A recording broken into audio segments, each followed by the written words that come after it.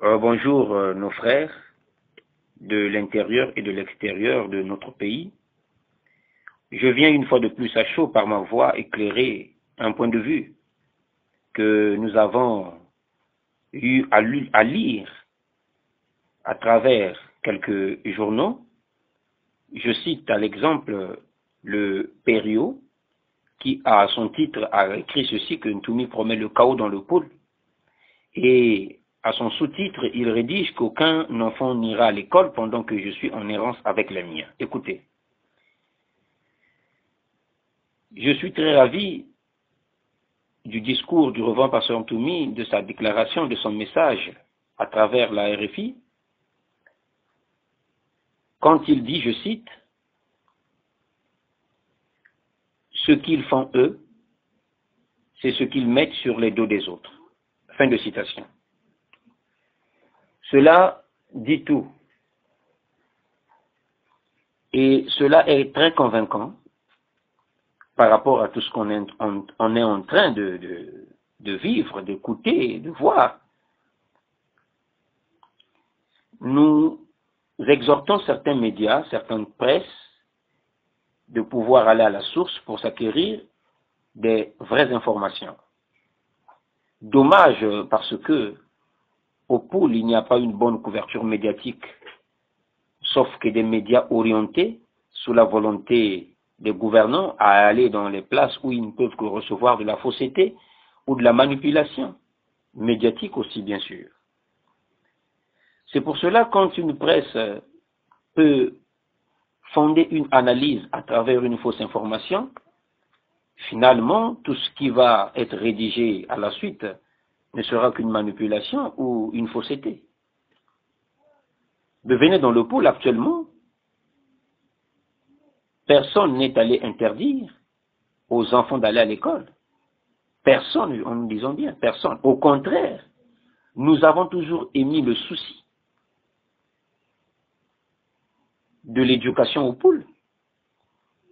Un homme qui a tant bâti, qui a tant construit des édifices publics, un homme, un leader qui a eu toujours le souci du social, ne peut pas tenir des genres de propos. Vous voyez? Donc c'est archi faux. À 100% c'est faux. Il n'y a aucun lien. Fouillez les archives. Voyez les images. Au contraire, c'est ceux qui bombardent les bâtiments. Nous avons balancé les images des bâtiments, des édifices publics bombardés. Il n'y a plus accès de scolarité dans ces zones où les populations sont vidées. N'est-ce pas les ninjas qui sont allés donner de l'ordre à ces populations de vider leurs localités respectives?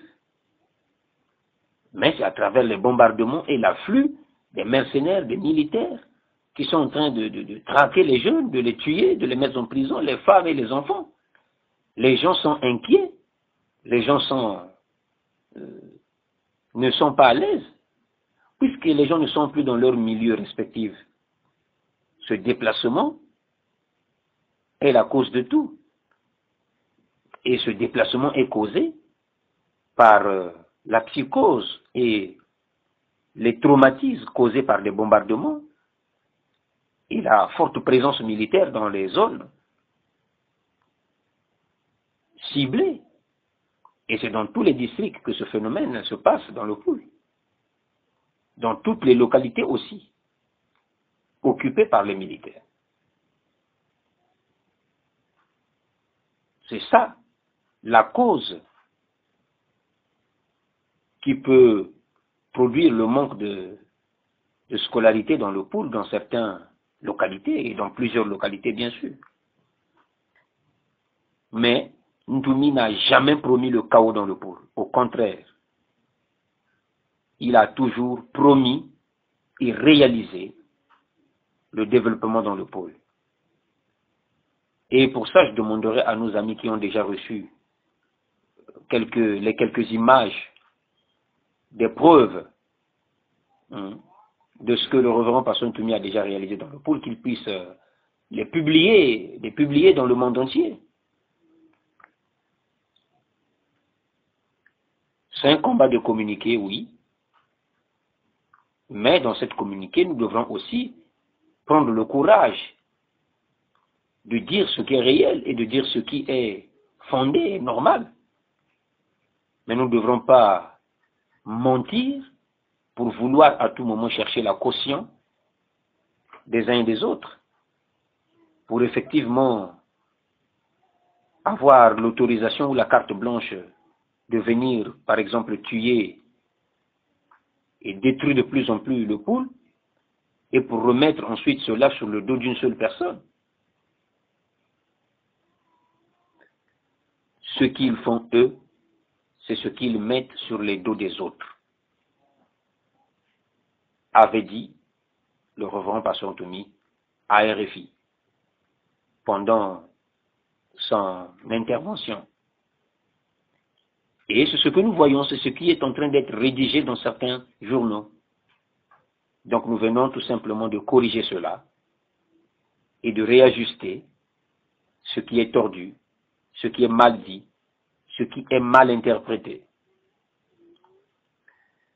Mais s'ils veulent que les choses soient au clair et honnêtes, mais que ces gouvernants puissent maintenant quand même autoriser les organismes humanitaires de venir dans le pôle, de traverser, de passer même par toutes les pistes du pôle. Je crois que là, ils auront les vraies informations. Ils vont rencontrer les populations partout. Et ceux qui sont dans les forêts, qui sont en train d'errer.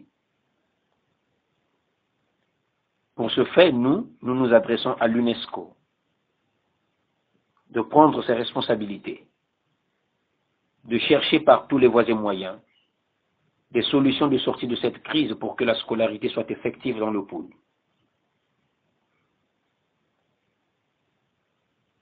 Le directeur départemental de l'enseignement dans le pôle en est témoin. Il peut témoigner s'il a vraiment un esprit bien disposé, s'il a un bon sens d'éclairer les choses, au moins qu'il soit pris en otage, au moins que son intelligence et sa conscience soient prises en otage. Mais sinon, il était à Mayama, au moment que les enfants étaient en pleine scolarité, là où les édifices construits par Laurent Pasteur Toumi sont déjà détruits là où nous vous parlons. Et ça lui fera pitié, ce dernier, quand il écoute que tout a été maintenant cassé là-bas. Disons-nous un peu de la vérité. Qui est en train de terroriser le département? Entre celui qui construit des édifices dans ce département, dans tous les plans, sur le plan de l'agriculture, il fait des signaux forts. Sur le plan de l'habitat, il fait des signaux forts. Sur le plan de la remise à niveau, il fait des signaux forts. Et de l'autre côté, sur tous ces plans, on est en train de détruire, de bombarder. Qui parmi les deux est en train de terroriser ce département? Et tout ça pour remettre ça sur le dos d'une personne qui est le reverend Pasteur Toumi. Non, non, non. C'est archi faux. Et jusque-là, il y a encore la forte présence de l'armée dans le pôle, la forte présence des mercenaires dans le pôle. Et plusieurs des militaires sont en train de bouder aussi cette manière de faire. Ce sont nos parents, nous avons les échos qui nous reviennent aux oreilles. Plusieurs des militaires de la force publique sont en train de bouder ces opérations aussi. Plusieurs des gendarmes sont en train de bouder ces opérations. Mais c'est parce qu'un petit clan a pris en otage les institutions de la République. Voilà ce qu'il appelait pour eux les nouvelles institutions qui doivent revêtir leur caractère, je ne sais pas les mots qu'ils utilisaient là, quand ils se préparaient à vouloir changer la Constitution, violer la Constitution, Et voilà ce qui était prévu, c'est ce que nous vivons au Congo. Nous ne cesserions de dire que nous ne voulons pas la guerre, mais plutôt allons à la recherche des solutions durables de paix. Et nous ne cesserons de proposer aussi les solutions, les issues de sortie.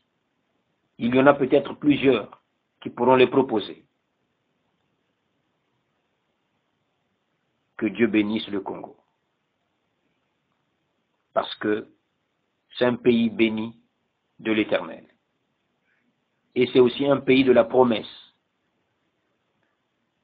Et pour ça, nous demandons aux ecclésiastiques, aux hommes de Dieu, partout où vous êtes, dans toutes les communautés où vous êtes, ne cessez de prier pour le Congo. Adressez toujours, jour et nuit, les intentions à l'Éternel, afin que, par la grâce et les compassions de Dieu, nous sortons de cette crise.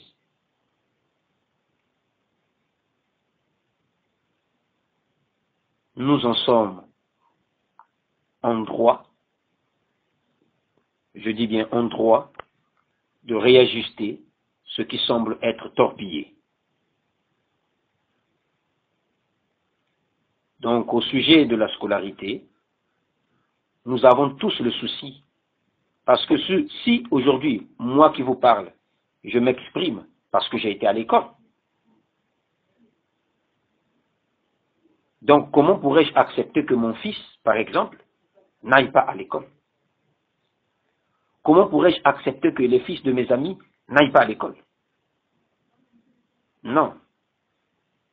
Ne soyons pas changeants et il ne faut pas tergiverser pour le plaisir de le faire. Il semblera que ça sont des échappatoires, parce que les uns et les autres veulent échapper à ceux qui peuvent les rattraper. Merci. J'ai dit, j'ai terminé. C'est toujours le vôtre qui vous tient informé de la réalité, à l'ombre du baobab, au bruit des oiseaux. Septime Manjambo.